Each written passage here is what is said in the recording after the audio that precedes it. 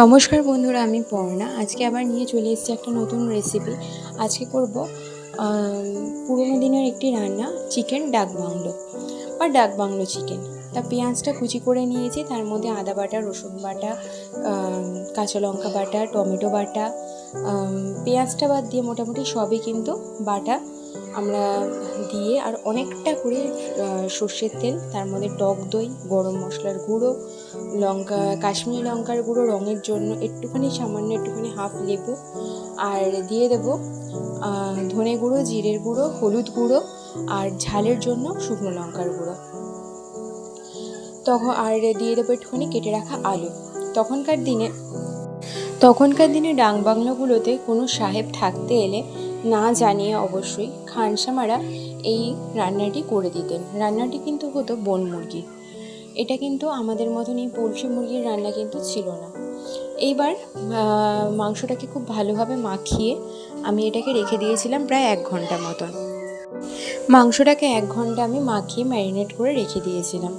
এরপরে একদম হাই ফ্লেমে মাংসটাকে আমি রান্না হতে দেবো 15 থেকে 20 মিনিট মতন। নিচ থেকে প্রায় জলটা ছেড়ে বেরিয়ে আসবে, সেই জলেই কিন্তু আমরা মাংসটাকে কষাবো।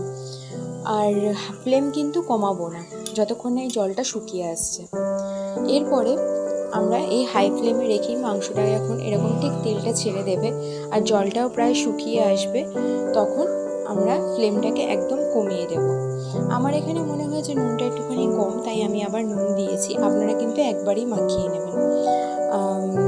তা যাই হোক, এবার এটাকে খুব ভালোভাবে কষানো হয়ে গেলে এর মধ্যে দিয়ে দেবো একটুখানি উষ্ণ গরম জল। ঠান্ডা জল কিন্তু দেবেন না, তাহলে মাংসের স্বাদটা কিন্তু পুরো নষ্ট হয়ে যাবে। আর আলুগুলো এখন প্রায় 80% মতন সেদ্ধ হয়ে গেছে। আমাদের মাংস কিন্তু প্রায় হয়ে এসছে। এটা কিন্তু খুব বেশিক্ষণ লাগে না হতে, আর খুব ইজি। আর বাড়িতে কোনো অতিথি এলে মাংসটা যদি আপনি এরমভাবে করেন, এর গন্ধ আর স্বাদ এত সুন্দর হয়, মানে অতুলনীয়, বলার মতন নয়। আমি লাস্টে একটু গরম মশলা দিয়েছিলাম, গরম মশলার গুঁড়ো, আর একটুখানি গন্ধটা যাতে আর একটুখানি ভালো আসে তার জন্য। আপনারা কেমন লাগলো জানাবেন। এটা অনেক পুরনো দিনের রান্না, আজকের রান্না এটা নয়।